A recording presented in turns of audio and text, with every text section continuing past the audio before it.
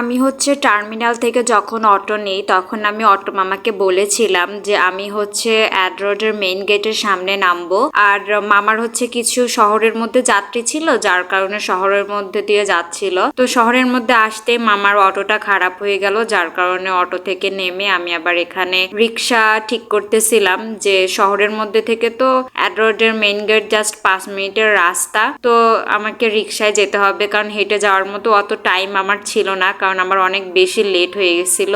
আর এই যে দেখো, বলতে বলতে আমরা কিন্তু তোমার প্রায় চলে আসছি। আর এখানে হচ্ছে তোমার ভাইয়ার সাথে একটু ভিডিও ক্লিপ নিচ্ছিলাম, আর তোমাদের ভাইয়াকে আমি দেখাচ্ছিলাম যে আমি হচ্ছে এই সাইডটাতে থাকতাম, মানে এই সাইডটাতে আমরা প্রাইভেট কোচিং করতে আসতাম। তো যাই হোক, কথা বলতে বলতে চলে আসছি একদম এক্সাক্ট লোকেশনে, মানে অ্যাড্রোডের মেইন গেটের সামনে।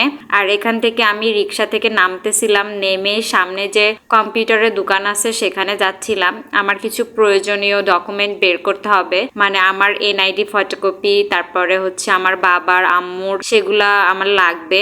আর এই কাগজপত্রগুলো নিয়ে আমি কোথায় যাচ্ছি বা আমার কি কাজে লাগবে সেগুলো কিন্তু তোমাদের সাথে আমি শেয়ার করব। আর আই হোপ তোমরা আমার নেক্সট ভিডিও থেকে কিছু ইনফরমেশন পাবা। তো আশা করি পরবর্তী ভিডিওগুলো তোমরা দেখবা। তো আল্লাহ হাফেজ।